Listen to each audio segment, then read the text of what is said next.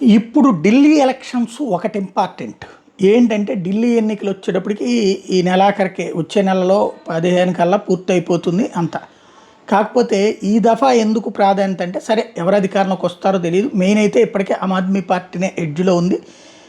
భారతీయ జనతా పార్టీకి గతంతో పోల్చుకుంటే భారీగా సీట్లు పెరిగే అవకాశం ఉంది కానీ విజయ అవకాశాలు తక్కువ ఉన్నాయి అని చెప్తున్నారు.